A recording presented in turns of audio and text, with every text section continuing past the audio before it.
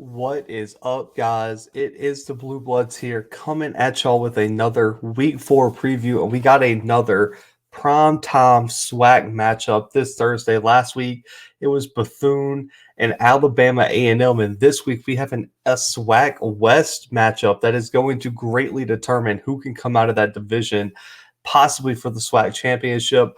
We have Alcorn traveling to face UAPB, Arkansas Pine-Bluff, up there in Arkansas this weekend, 6:30 p.m. Central Time, live on ESPNU. So make sure you find a way to get this game on your TV screen, your phone, your laptop.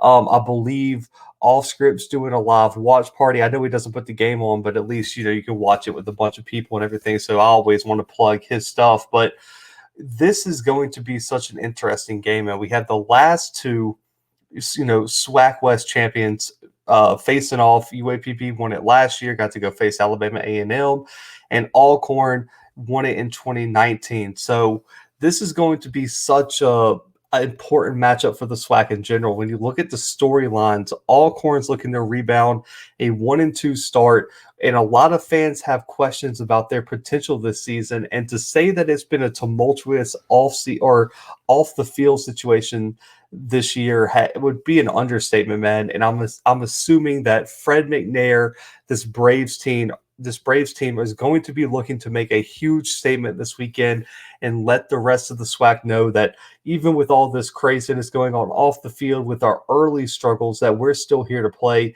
They played an amazing game against South Alabama last week, came within 7 points of winning that game, but that's a money game, and we don't expect them to win that one. But I think this team has evolved a lot since that North Carolina Central loss the first week of the season. So we're going to see what the Alcorn Braves have.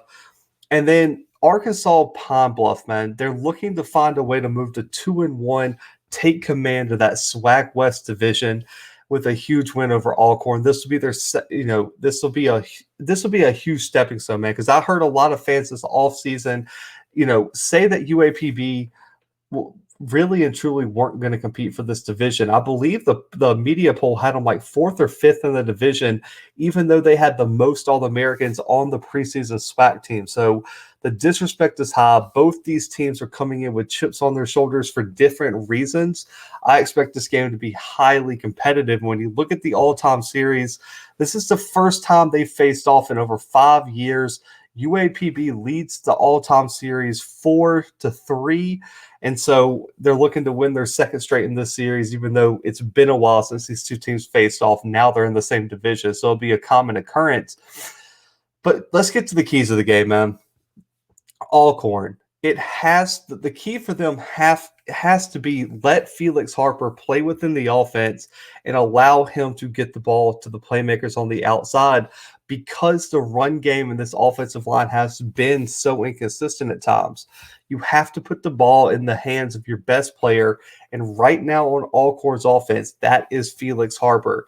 So, he got off to a rough start against North Carolina Central. I understand that, but he's played much better these last 2 weeks, and he seems to slowly be finding his rhythm.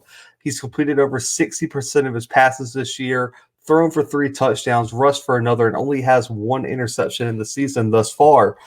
The key is for him to keep avoiding the turnovers, because you cannot give UAPB extra possessions, because what UAPB is going to do is control the clock, and they're going to turn those extra possessions into points. So he needs to avoid the turnovers, spread the ball around, and pick out favorable matchups in the secondary. Jalen Thigpen is by far the number 1 DB for UAPB, but I think Alcorn's 3, maybe even 4 deep at the wide receiver spot, and they're going to be able to have some favorable matchups across the board depending on where they place certain guys. So now it's up to Felix Harper to read the defense appropriately and find those mismatches and allow this Alcorn offense to drive down the field and put some points on the board. Now, the reason this is such an important thing is because Harper has to revert to his 2019 form. The running game has not been dependable, which means Harper is going to have to most likely carry this offense most of the way this year until that running game and offensive line come together hopefully later in the season. But right now, Harper's the answer, and this offense is going to go as he plays. So right now, the key for Alcorn is to make sure Felix Harper is comfortable in the pocket and that he feels very comfortable within the offense and that he can go out there and make the best decisions and go out there and make plays for this Braves offense. Now, at the same time, the rushing attack has to eventually come on. They have to establish some sort of rhythm, and I really think the offensive line could be to blame, but really and truly, they are too talented in the backfield for no one to be taking any pressure off of Harper. Now, you look at the running back room, Nico Duffy, Stafford Anderson, Javante Leatherwood. They got to find some room somewhere behind this offensive line. I know the offensive line's been inconsistent, but you got to go find out. You got to find a way to make some space, hit a small crease, turn some of these smaller plays into big gains. Now, Anderson's my question mark, and listen, SWAC, the SWAC teams don't really release a formal injury report like I would get for the Power Five.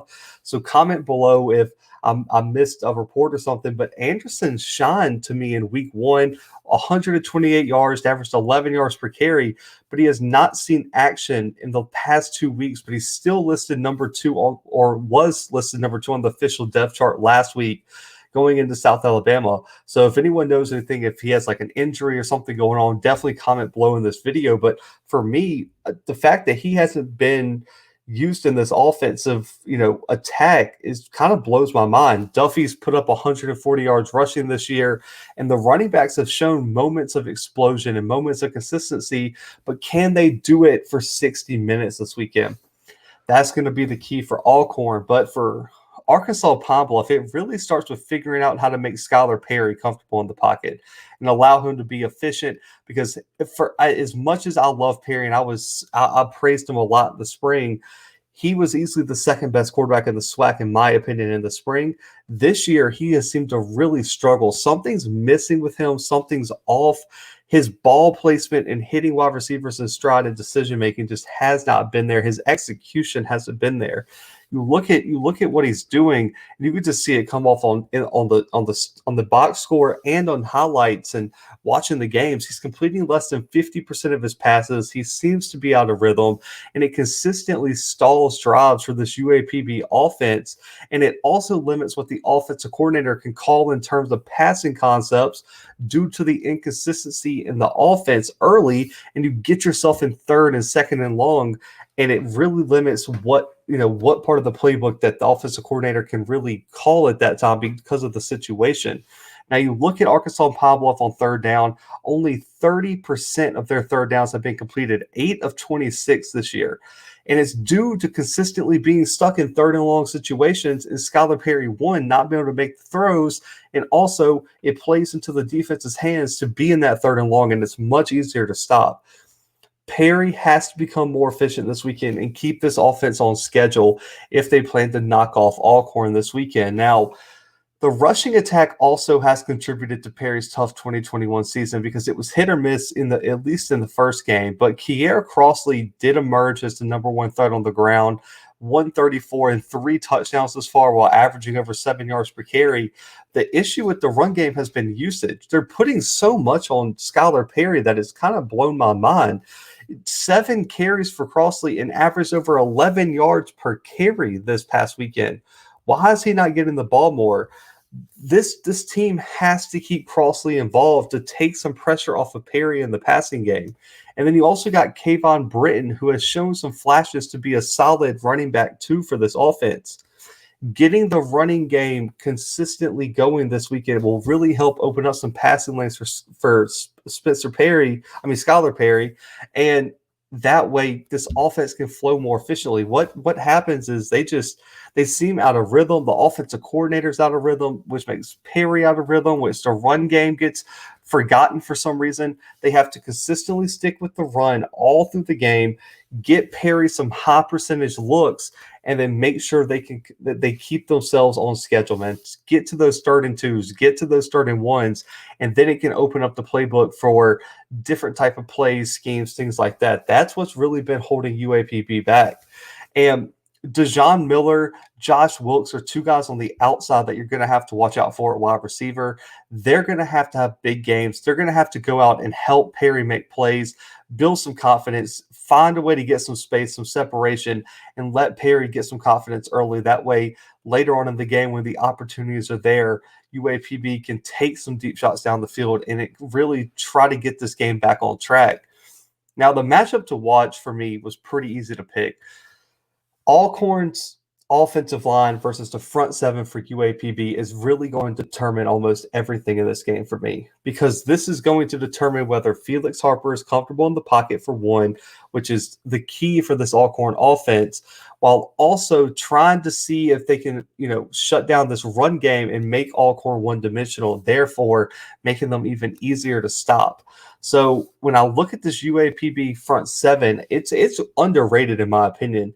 They've already got 6 sacks, 8 QB hurries, 13 tackles for loss in only 2 games, and it could be a problem for this Alcorn offensive line. Monroe Beard III has been a star. I don't remember him much in the spring. He's already got 2 sacks. He's been a constant force for this UAPB defense. And then on top of that, you have Isaac Peppers and Colby Watts, both SWAC All-Americans this past season and preseason. This front seven is solid. And then on top of that, a redshirt freshman edge defender in Athens Smith is 6'2", 260 and an absolute force off the edge and will play a big role in playing that DN spot to, one, keep Felix Harper in the pocket, and 2, try to get to him multiple times this game. And even if you don't sack him, hit him a few times and get him off his rhythm, get him off his spot, and make him feel you even if you maybe don't get the sack. Get that internal clock ticking, and this Alcorn offense will be off schedule. Now, this Alcorn offensive line has been inconsistent at times, but based on the experience and the size and everything they have, I really wonder if it was chemistry issues rather than, just a lack of talent. I wonder if it was chemistry issues which led to execution issues for me.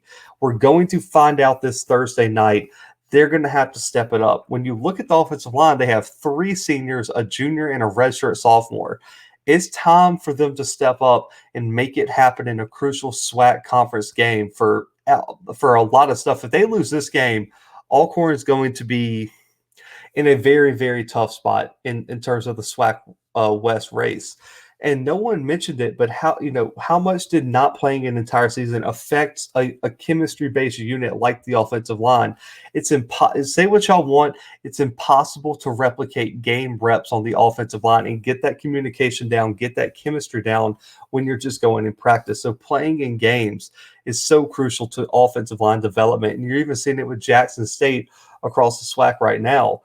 If UAPB can pressure Harper and make him uncomfortable, then Alcorn could be in for a long night when they visit Arkansas this weekend. But if the O-line finds a way to step up, pave the way for a bit of a running game while protecting Felix Harper, I think Alcorn will be in a great position to win this game. Now, for my prediction, this was a really tough one. I think this is going to be a very close game. I see strengths and weaknesses on both sides. But for me, with both run games being pretty inconsistent and, across the board, outside of the front seven, I think UAPB's defense is a little bit better, but I think it's going to come down to which quarterback doesn't make the mistakes and which quarterback can make a throw here or there to win the game. It's going to come down to which quarterback can get it done in crunch time. I trust Felix Harper just a little bit more than I do Perry for UAPB. So for me, I'm going to go Alcorn in a close game all game. I have them winning this one 23-17 over UAPB on the road. I think Alcorn gets a very big opening SWAC win. And so I got the Braves 23, UAPB 17. So guys, this is our SWAC game of the week. So make sure you comment your score predictions below, like the video, and subscribe. That way you can enter our $30 giveaway for this game if you hit the score right on the head and you get the correct team pick.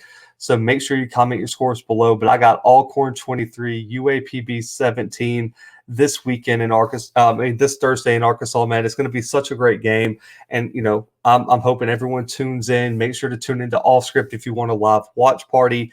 That's always where you can get all that kind of stuff. But, guys, hit that subscribe button if you're new. Like the video. Comment your score prediction below. And man, we got more week 4 content on the way.